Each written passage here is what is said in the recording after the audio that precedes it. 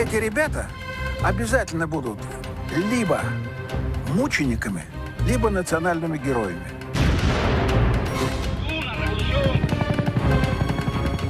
Fidel Castro!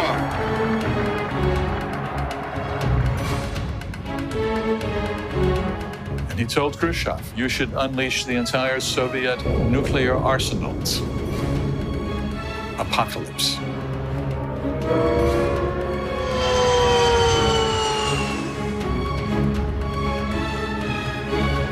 Kuba lässt sich nicht in die Knie zwingen.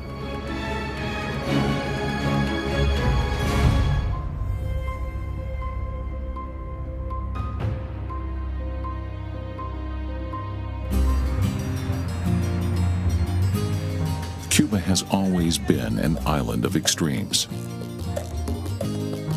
One big melting pot of karmas, cultures, and conflicts.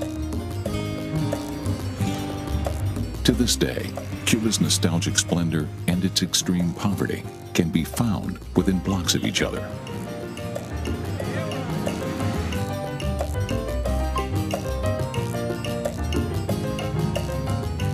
Even more glaring is the decades-old clash between Cuba's renowned seaside romance, often reserved for tourists,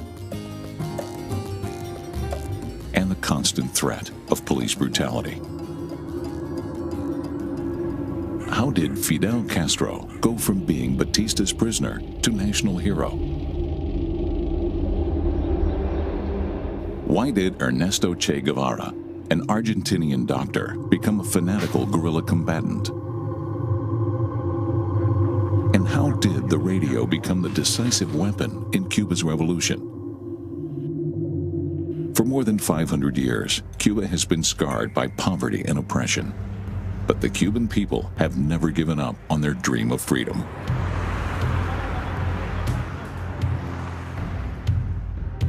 In 1953, Cuba was run by Army General Fulgencio Batista. He had seized power in a military coup. The mafia richly rewarded him in exchange for control of the island's hotels and casinos. Any opposition to Batista's rule was brutally squashed. Cuba is the biggest island in the Caribbean. Here, as elsewhere in South America, Bolivia, Argentina, and Colombia, the year 1953 was marked by severe political upheaval.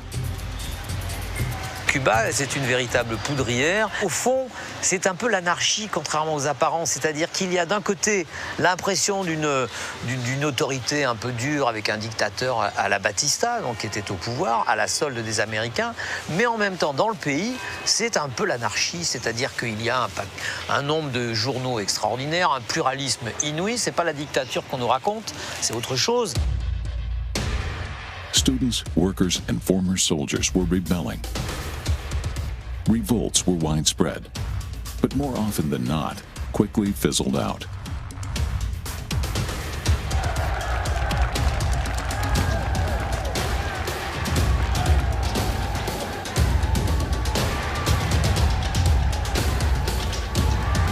Porque en aquella época había muchos pseudo revolucionarios.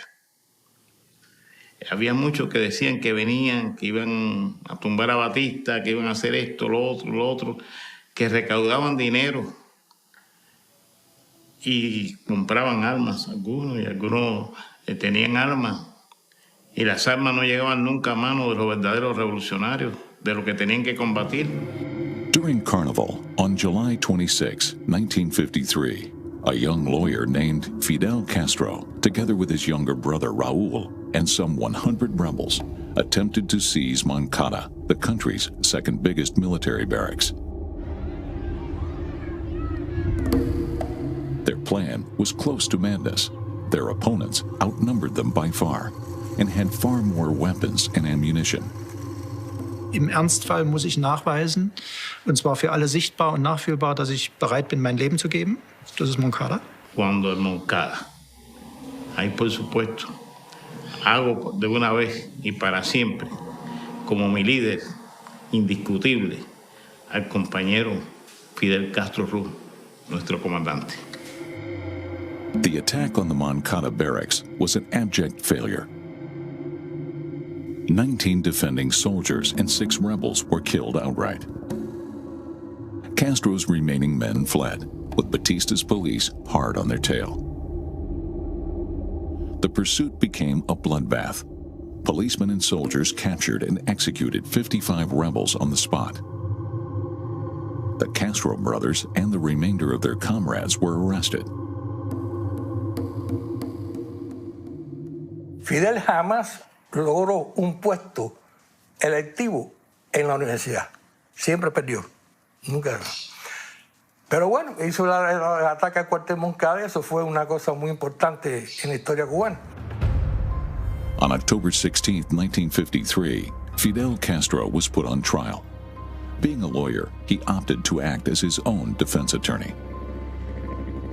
Castro vehemently defended himself, with perhaps one of the most famous speeches ever given. He claimed that history would absolve him. Die Rede ist ja nur im Gerichtssaal gehalten worden und ist dann zusammengeschrieben worden aus der Erinnerung. Das heißt, die ist dann sozusagen rekonstruiert worden, in Einzelteilen rausgeschmuggelt worden und ist dann faktisch für Propaganda benutzt worden. Dieser Satz, die Geschichte wird mich freisprechen, der ist doch heute, den zitieren Politiker aller Couleur und eigentlich ist immer was von ihm übrig geblieben. Hat er eine Spur gelegt und das finde ich so großartig an ihm. The court sentenced Fidel Castro to 15 years in prison. His brother Raul and other rebels were given sentences of 10 to 13 years. Castro's father-in-law, Rafael José Díaz-Balart, was a minister in Batista's cabinet.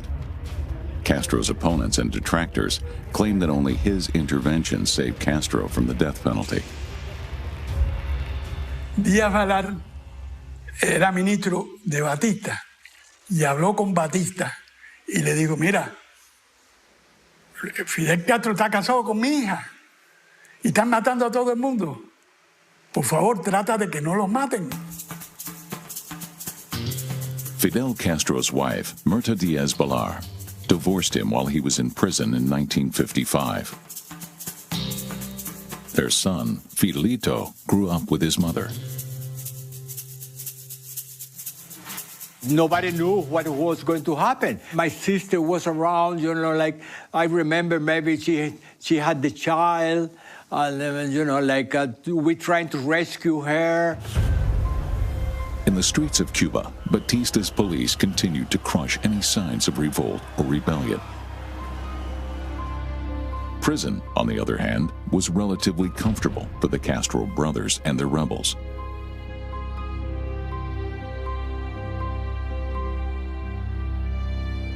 Sind da drin, haben relativ gute Verbindungen, haben relativ gute Bibliotheksmöglichkeiten, können viel lesen, können sich unterhalten. Und dann sagt Batista, der geliebt werden will, vor allen Dingen von den Müttern, zum Tag der Mütter auf Kuba ist ein extrem wichtiges Fest, lässt er ihn danach faktisch frei und sagt, er geht und dann ist er weg. After 18 months, President Batista declared an amnesty for the men and women who had attacked the Moncada barracks, despite the fact that they had killed several soldiers. Fidel Castro and his younger brother Raul were free men again.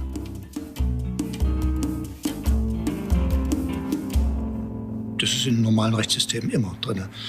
Und vor allen Dingen in so relativ flexiblen lateinamerikanischen Verfassungssystemen kann der Präsident mit seiner Machtfülle kann der eigentlich alles machen und es gehört eigentlich zum politischen Ritual, Verzeihung auszusprechen. Fidel Castro celebrated his amnesty like a tremendous victory. Together with his brother and his comrades, he boasted he would leave Cuba for Mexico and prepare for a new revolution from there.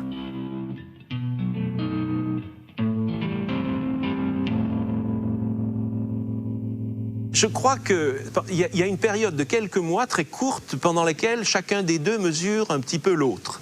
Je veux dire, Batista regarde Castro en se disant, bon, est-ce qu'il s'est un peu assagi? Est-ce que la prison l'a un peu assagi? Mais enfin, on sait que la prison n'assagit jamais les opposants politiques. On July 26, 1955, 2 years to the day after the attack on Moncada, the Castros gave the rebellious group a new name, the 26th of July movement.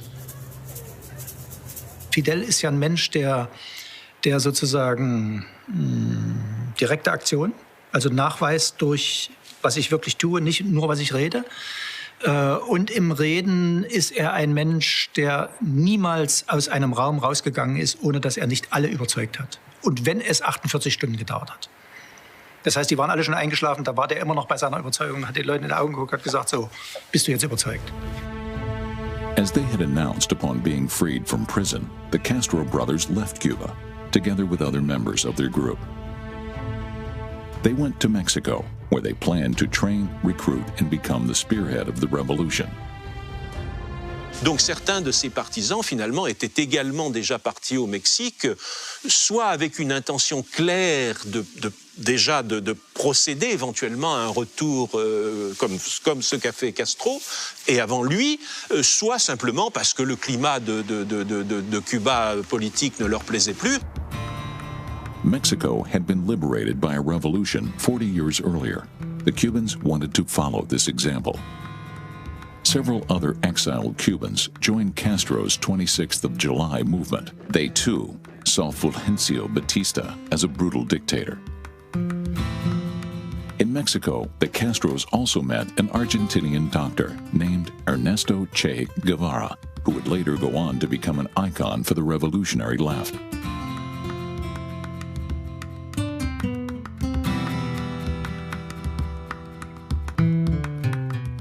Fidel Castro et Che Guevara se rencontrent un soir chez des Mexicains plutôt favorables à la révolution mexicaine d'abord, bien sûr, à l'esprit révolutionnaire en général, au sentiment nationaliste latino-américain, au sentiment anti-américain qui est un peu la même chose que le sentiment nationaliste en Amérique latine. Yo pienso que era argentino. En primer lugar, creo que a nosotros nos era un poco extraño, porque bueno, somos latinoamericanos, pero somos una isla, nos caracterizamos por ser caribeños, los caribeños tenemos algunas características propias. In the summer of 1955, the group reorganized in Mexico. Fidel Castro was its unquestioned leader. Ernesto Che Guevara was still in the shadows. It took some time to convince the other Cubans to accept this foreigner. Nosotros tuvimos el privilegio de convivir con el Che en una misma casa cuartel que nosotros teníamos en Ciudad México. Y era una persona distinta, era una gente formidable. Distinto, pero humano. Und da Che Guevara eben Arzt war und überzeugter lateinamerikanischer Marxist, eben nicht in dieser bürokratischen Ausprägung des normalen, sagen wir mal, Sowjetkommunismus, passte er sehr gut in die Funktion rein. Und da ihn Raúl noch empfohlen hat, ist er im Grunde einer der wenigen gewesen, die noch aufgenommen worden sind. Che Guevara was just 27 when he met the Castros. He had just completed medical studies and crossed South America by motorcycle. Now he wanted to join the fight for the rights of the oppressed and underprivileged, especially among the agricultural workers. Che Guevara became the theorist of the group. Fidel and Raúl were intent on putting their ideas into action. From the beginning, Raúl Castro was especially close with Guevara, as he too was a communist. Raúl ist immer sozusagen der zweite kleine Bruder gewesen, muss man einfach mal so sagen. Er ist eine eigene Persönlichkeit, indem er sozusagen früher in diesen kubanischen Kommunismus eingetreten ist, allerdings in die Jugendbewegung. Also er war radikaler als sein Bruder. During his youth, Raúl Castro visited Europe to meet with other young communists. In the 1950s, the Iron Curtain divided Europe into East and West. The cult of personality of Soviet dictator Joseph Stalin continued even 2 years after his death. During his trip, Raúl was approached by a man employed by the Soviet embassy in Mexico. Потому что я с этим молодым человеком, тогда ему было 22 года всего, познакомился абсолютно случайно, потому что мы были пассажирами одного и того же корабля Андреа Гритти, который шел из Генуи в Латинскую Америку. Наши каюты были рядом. Мы были примерно одного возраста, владели одним языком, я испанским. In Mexico, the KGB had close ties to the Cubans.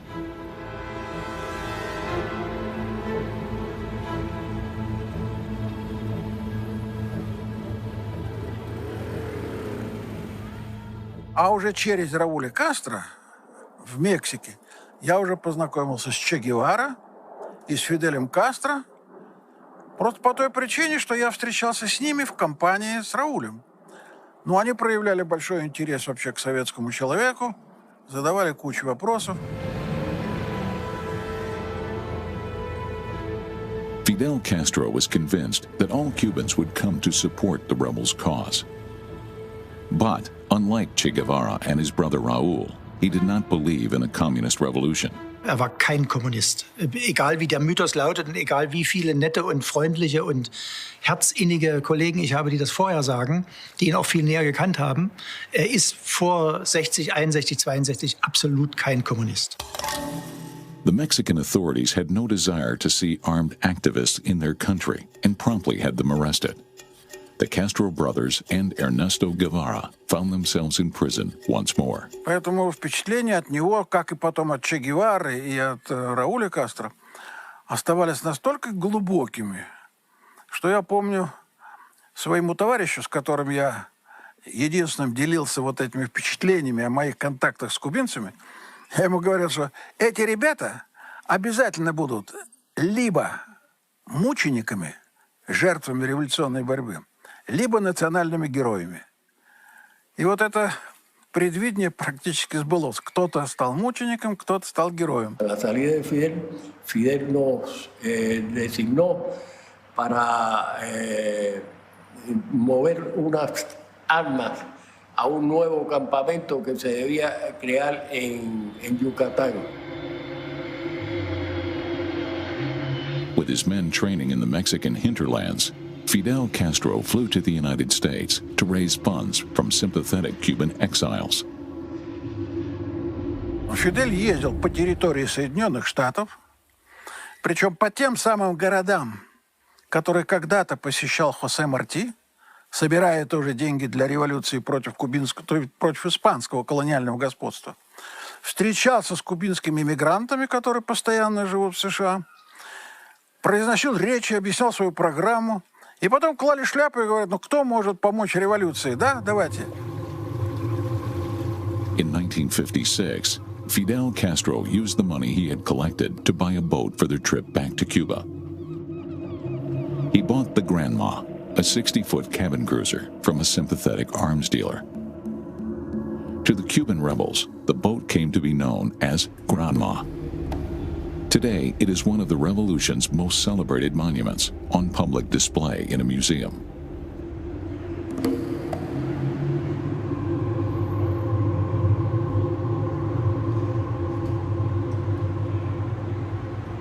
Das war ein altes, baufälliges, viel zu kleines Schiff, was für eine gewisse, relativ niedrige Summe für so einen Kahn gekauft worden ist und dann mit den 72 Mann oder wie viel da drauf gewesen sind, total überlastet gewesen ist, schlecht geplant, schlecht organisiert, wie also fast alles. Y vimos que había una lancha, un bulto, porque no sabíamos ni se veía bien que había un bulto, pero que ya sabíamos que era para partir en una lancha y demás. Eso nos llenó de satisfacción. In 1955, Batista's armed forces numbered no less than 35,000 men. His army and air force were well supplied and armed by Cuba's closest ally, the United States. Relations between Cuba and the United States still prosper, as exemplified by high-ranking visits. Here, President Batista can be seen boarding the guided missile cruiser USS Canberra.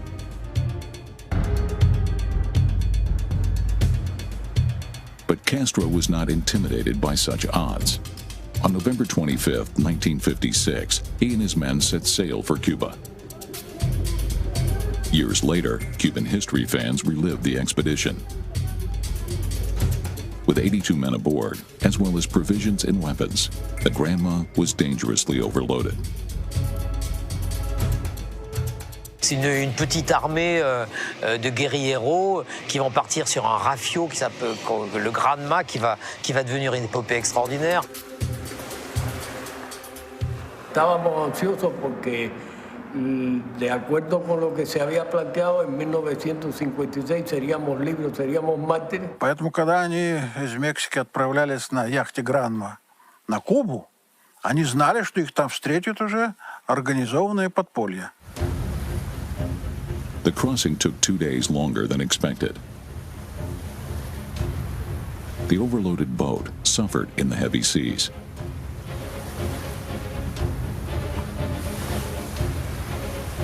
Tuvimos casi 4 días debajo de una tormenta muy pesada. Allí se mareó casi todo el mundo. Yo creo que fueron muy pocos, si fueron algunos de los compañeros que no se marearon.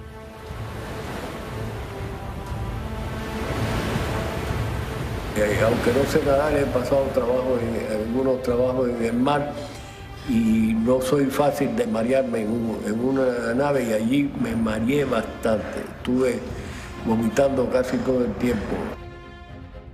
After 7 days at sea, the Granma reached a bay in southeast Cuba, the beach of Las Coloradas. Today, the entire region is a national park and is called Granma Province, after the boat and its landing on December 2nd, 1956.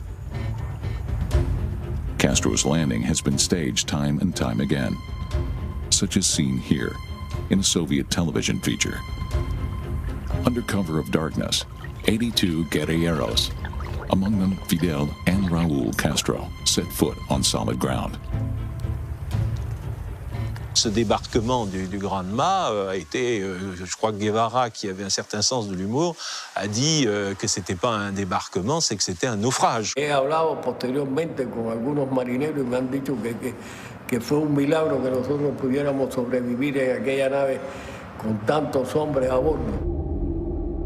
Because of the delay, Fidel Castro's reinforcements in Cuba had left again. The men were on their own. Il ne prévient pas naturellement du jour de son retour, mais effectivement, pour donner un retentissement à son action, pour pas que ça tombe un petit peu inaperçu dans les solitudes de l'orienté cubain, il lance quelque temps avant un manifeste en disant, en gros, nous reviendrons, donc évidemment ils ne disent pas le jour, pour renverser le tyran, si vous voulez. Donc d'une certaine façon, comment dirais-je, le tyran est prévenu.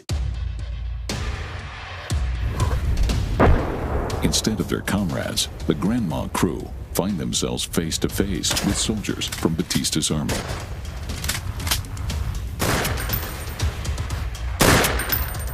Eran armas automáticas las que tenía el ejército, y nuestras armas eran armas de cerrojo, de tiro a tiro, con las cuales nosotros no podíamos enfrentar, o sea, no estábamos preparados para enfrentar una lucha de frente a frente con el ejército. As in the attack against the Moncada barracks 3 years previously, Castro's men stood no chance against the army and faced disaster yet again. In 1956, when he arrives on December 1st, Batista already knows, and so his planes come in and most of the people are killed or captured. This close to the coast, with little cover, Batista's Air Force has no trouble targeting the rebels. Por la mañana empezaban a bombardear y a ametrallar toda la zona por la que nosotros estábamos. Fue muy difícil aquella situación, porque aparte de eso los compañeros llevaban ya 7 días sin una alimentación, 4 días vomitando, sin una alimentación posterior que pudiera, con necesidades de agua, no teníamos agua. Y entonces un día me despierto con que Fidel había desembarcado por Oriente, y yo miro el mapa, ¿no? Y digo, uy, la Sierra Maestra está aquí, el mar está aquí, y Fidel está aquí. Eso es un fracaso, nos matan a todos. After the Granma's landing at Las Coloradas, Most rebels were indeed killed in the fighting, which took place at Alegría de Pio. The few survivors fled to the wilderness of the Sierra Maestra mountain range, around Cuba's highest peak, the Pico Turquino. Out of the 82 passengers of the Granma, more than 50 were killed. Batista's armed forces initially did not know who among the rebels were dead. Castro's attempt to seize Cuba once again seemed to have failed. The New York Times and most other news organizations around the world run an article saying that the uprising was quashed by the government and most of the rebels were killed, including the leader, Fidel Castro. Sur les 82, il y en a eu plusieurs dizaines qui y sont passés, hein, et peut-être même la majorité. Alors ensuite, il y en a certains qui se sont regroupés, il y en a certains qui ont arrêté là, hein, en se disant, pas beaucoup, mais il y en a quelques-uns qui sont rentrés chez eux, quoi, ou qui ont dit on va pratiquer autrement l'opposition.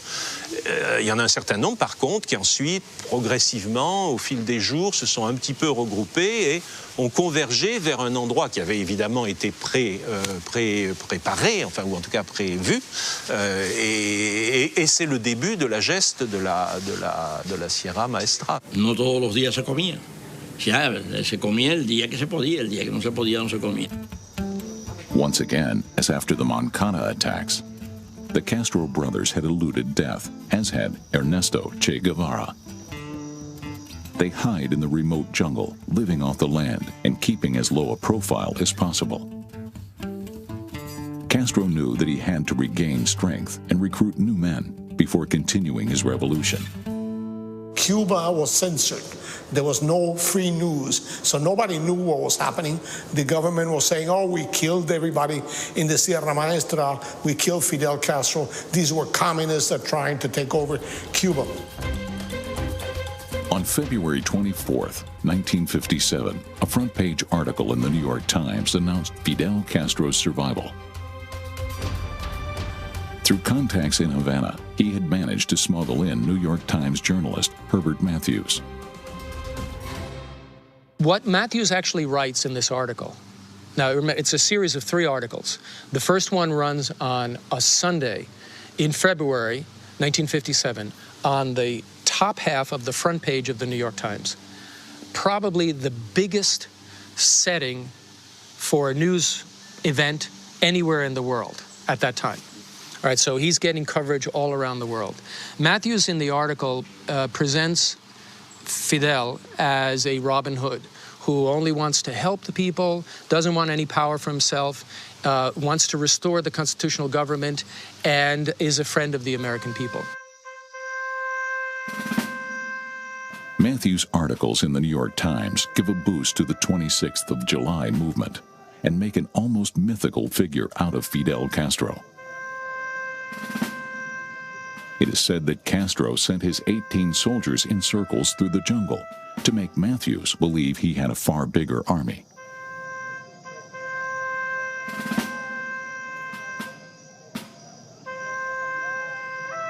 Now imagine 18 men, one of them with a white shirt, coming around the first time, white shirt. The second time, white shirt. I cannot believe that any reporter would be fooled by that. So they had that there. So all of that information together sort of indicates that it's a myth. To continue presenting himself as Cuba's savior, Fidel Castro imitates the island's national hero, José Martí, who a century earlier had ignited Cuba's fight against Spanish colonial domination. То есть организация военной экспедиции за рубежом, затем переброска на кораблях, на яхтах на территорию Кубы и начало партизанской борьбы и расширение этой борьбы до уровня гражданской войны. Вот этим Фидель точно повторял все, как José Martí. Para los jóvenes que empezaban a ser revolucionarios, Martí era como un ideal porque él había planteado lo que había que llegar a alcanzar. Castro had himself and his men filmed at the foot of a statue of Martí. To the the American press, Castro presents himself as a friend of the United States. To the Cuban people, he describes the U.S. as Spain's successors. And just as Martí had fought against the Spanish occupation, he would free Cuba from the United States and their puppet Batista. Nach 52 braucht Batista das auch. Der braucht sozusagen die Haltung, he's a bitch, but he's our bitch. Fulgencio Batista, America's bitch, was still on good terms with the government in Washington. Here, there was little concern over a group of rebels hiding out in the Cuban mountains. Cuba was like Canada now. Canada is a friend. We don't expect Canada to become an anti-American country against the United States. So the mentality of the United States was, there's a little revolution there. Batista is our ally, is our friend. He'll take care of it. We don't have much to worry. The Americans continued to support Batista. They effectively controlled the lives of Cuba's wealthy classes, as well as its tourism and exports. For its part, the Soviet Union began to spread anti-American propaganda in Latin and South America. Once the Castros went back to Cuba, the KGB started providing them with intelligence. Первоначально партизанское движение развивалось под лозунгом избавления от диктатуры Батисты и проамериканского режима. Проще говоря, речь шла об изгнании американцев с Кубы, которые господствовали там. Fidel Castro a tout joué sur l'Union soviétique. Et ce n'est jamais très clair, parce qu'il joue toujours sur plusieurs tableaux en même temps. In the beginning, only 2 or 3 new insurgents joined Castro's group per month. Among them was Fidel's secretary, Celia Sanchez, seen here next to Raul Castro. They posed for journalists with their weapons, making intimidating statements about the regime. Castro saw himself as the leader of all those who opposed Batista and who would join him for the revolution. Y decía que la revolución no era izquierda ni era derecha, sino un paso al frente, etcétera, etcétera. Y después dijo que era comunista toda su vida. Él no ha sido comunista nunca ni lo será. Lo que ha sido oportunista. C'est le début de la geste de la Sierra Maestra, si vous voulez. Mais très minime, hein, je veux dire. Alors on a dit qu'ils étaient 12, bien sûr, vous voyez pourquoi. Dans un pays qui, sans être très catholique, a quand même été un petit peu forgé par l'Espagne, les 12, c'était évidemment les 12 compagnons du Christ. C'était peut-être un peu plus que ça quand même sur les 82, quoi. To motivate the group, Castro, a former Jesuit student, even adopted religious rituals. Como es lógico, ese tipo de tradiciones llegaban con los soldados del ejército rebelde a la Sierra Maestra, que era gente muy sencilla, gente muy de pueblo, y entonces aparece Fidel con esa fotografía, con el ícono de la Virgen de la Caridad del Cobre. The rebels even wear the image of Our Lady of El Cobre on their uniforms.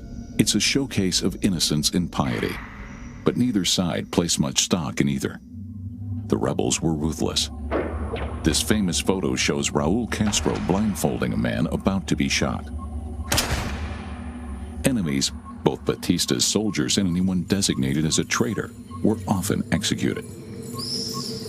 And Batista's army assassinated anyone even suspected of supporting Castro. Yo estaba trabajando ya en uno de los campos que estaba trabajando. Entonces, cuando yo siento aquel barraje de fuego, de tiro, me oculto detrás de un árbol y empiezo a mirar a ver qué pasa. Veo que es el ejército y que están tirando sobre mi casa. Allí sentí un miedo terrible, no hallaba qué hacer.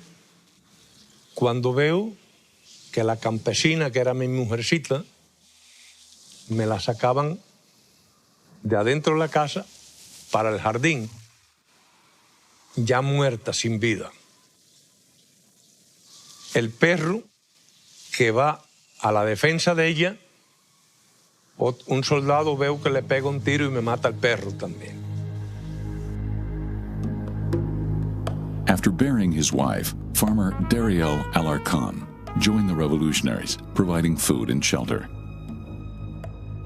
Fidel Castro a eu soit l'habileté, soit l'humanité de se comporter d'une façon décente vis-à-vis de ces gens-là. En gros, il a assez vite trouvé un bon complément de troupes qui a fait que cette guérilla, qui a commencé de façon lamentable, s'est quand même assez vite organisée d'une façon qui a pu fonctionner. As before, Fidel Castro's biggest successes come not in battle, but from his propaganda. Déjà, Fidel Castro, il comprend, on est dans les années 50, ce sont les débuts de la télévision, donc de l'ère médiatique. Et il fait partie de ceux qui ont compris qu'on gagne en politique en jouant sur les médias. It is not the same to fight for liberty as to fight against it. All the people of the Sierra Maestra are with us. We have stopped the start of the revolution. We gladly suffer cold and rain and the hardship of life in the mountain. This is only the beginning. The last battle will be fought in the capital. You can be sure. Castro's movement was but one among several opposition groups. In Havana, numerous opponents to Batista, among them unions and opposition parties, were working in secret. But the dictator was not intimidated. He even claimed to have no opposition at all. There were strikes, there were demonstrations, there was terrorism, there was violence in the cities of Cuba. So it was a movement, anti-Batista movement. Nobody was great supporter of Batista, so a lot of people joined the anti-Batista movement. Y todo esto fue generando un estado de inconformidad, de lucha, y lo que se trató de obtener por medio del diálogo, por medio de las conversaciones, de la vía pacífica, no hubo otra alternativa que ir a las armas, a la vía violenta. On February 26, 1958, an international motorcar Grand Prix was held in Havana in front of spectators and journalists from around the globe. The race favorite, Argentinian superstar driver Juan Manuel Fangio, went missing before the race. L'opposition cubaine de la Havane capture Fangio, non pas naturellement pour lui faire un mauvais parti, mais simplement pour fournir une caisse de résonance à leur aventure. The police were puzzled, and the press had a field day. Castro's sympathizers had kidnapped Fangio. They released him the following day.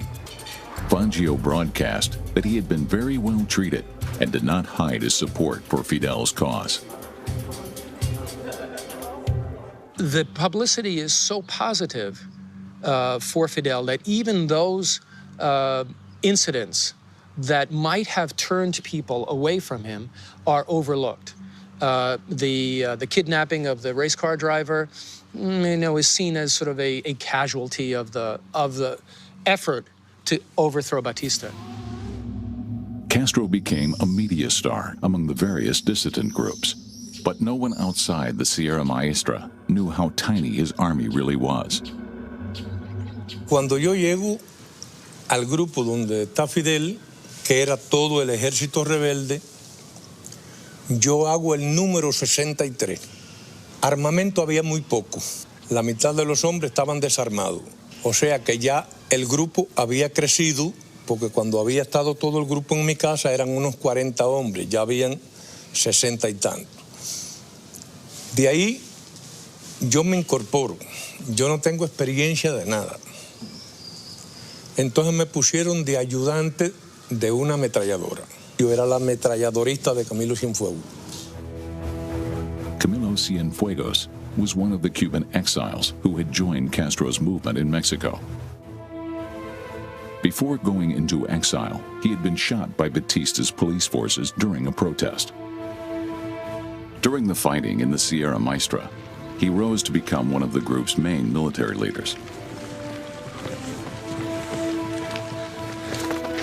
Clashes against the army were frequent as Castro's movement grew in size and strength. Constant guerrilla warfare and the feeling that they were fighting a losing battle sapped the strength of Batista's soldiers.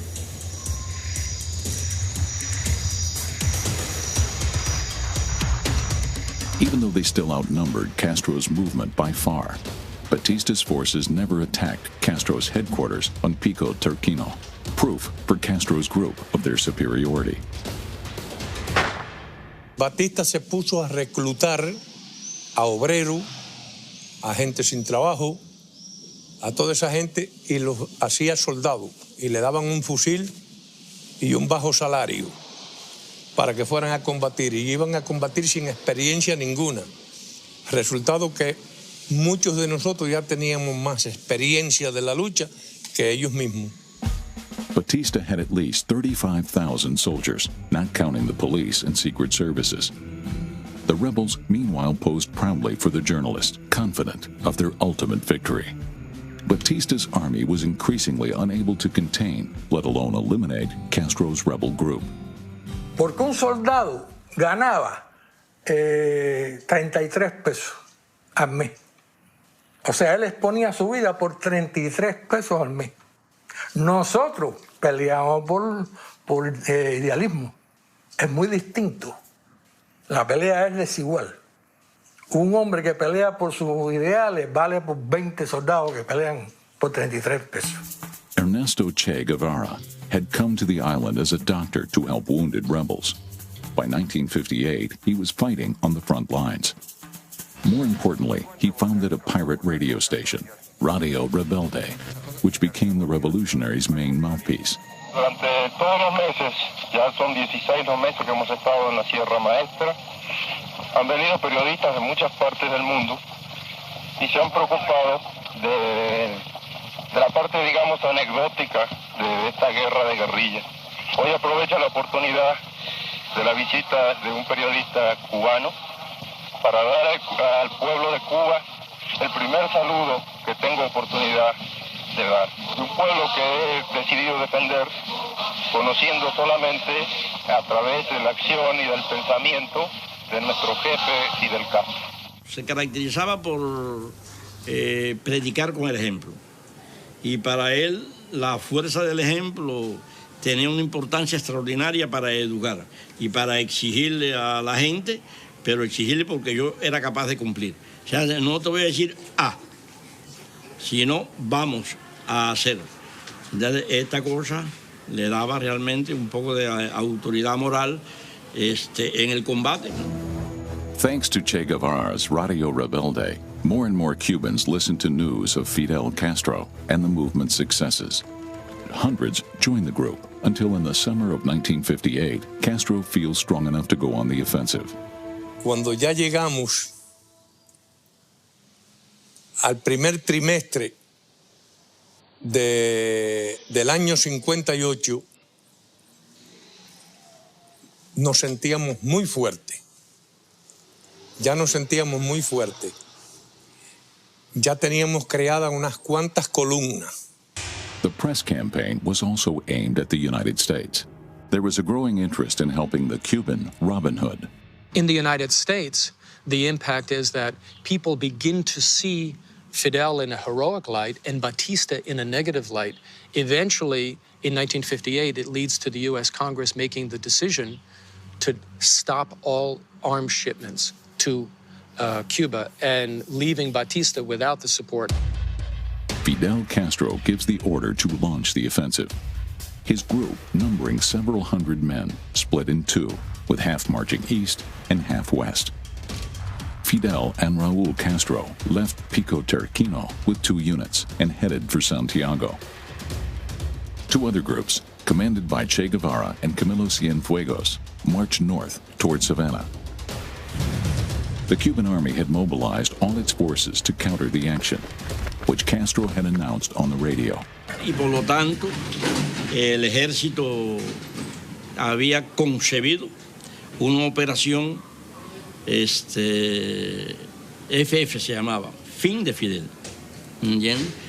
Que era una operación con más de 20,000 soldados entre todo el frente y avanzaron para aniquilar las guerrillas. July 1958 saw an 8-day gun battle.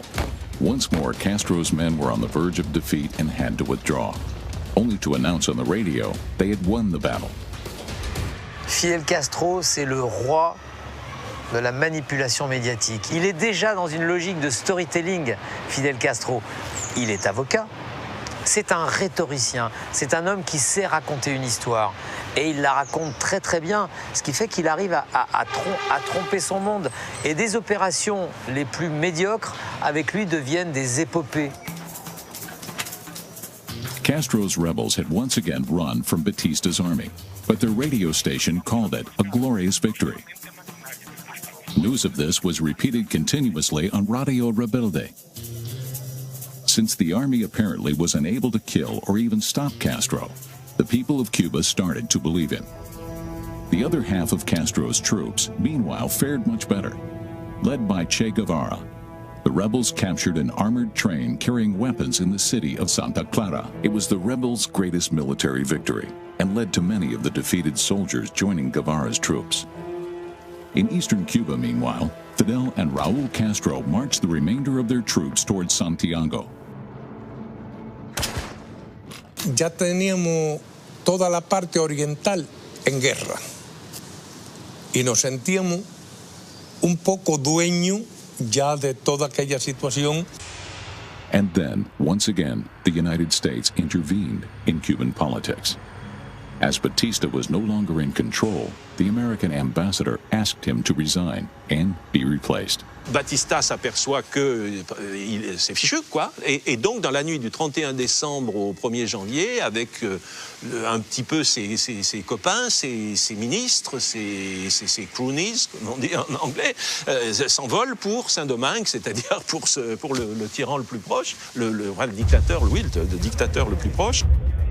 The era of Fulgencio Batista was over. The dictator fled with his closest allies and $300 million in cash. The United States, however, did not manage to designate a successor. On January 1st, 1959, Fidel Castro and his rebels took the town of Santiago without meeting any resistance. The units of Che Guevara and Camilo Cienfuegos, meanwhile, marched on the capital. Recibimos las órdenes, o recibió Camilo las órdenes de partir hacia La Habana, cuando ya se daba por seguro de que Batista huía, abandonaba el poder. The Cuban state was disintegrating, but there were still 15,000 soldiers and considerable police forces in Havana. Many people expected a coup from one of Cuba's generals or a senior police officer.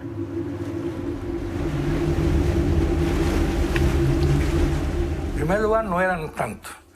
Un dato que te voy a dar que casi nadie cree.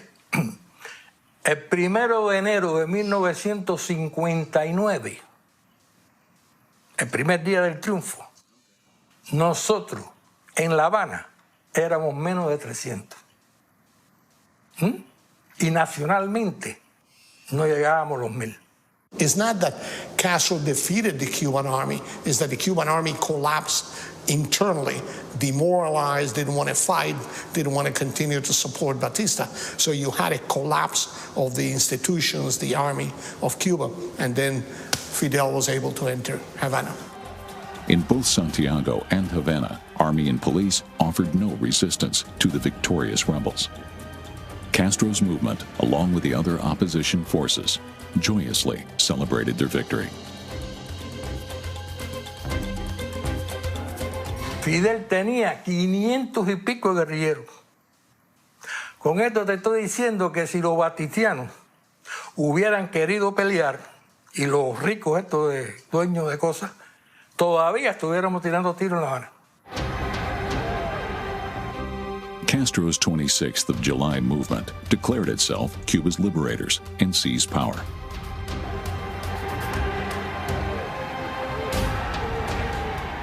Actually, this city is like any other city of its size in this part of the world, despite the fact that just 28 days ago, a revolution threw out one government and brought in a new government. Upon arriving in Havana, Castro faced the international press. He was asked about executions and assassinations carried out by his men. I want you to know what happened during the war. There is not one army in the universal history of the world that have been such noble with the enemy. This was pure revolutionary rhetoric. Fidel Castro knew that his time as Robin Hood was now over.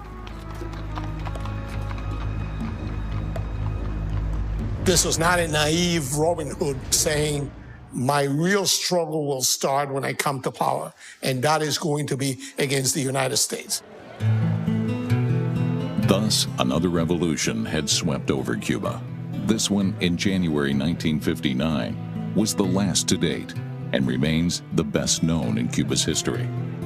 But with its promises, its reforms, its crackdowns, and repeated crises, it was not unlike those of the previous centuries.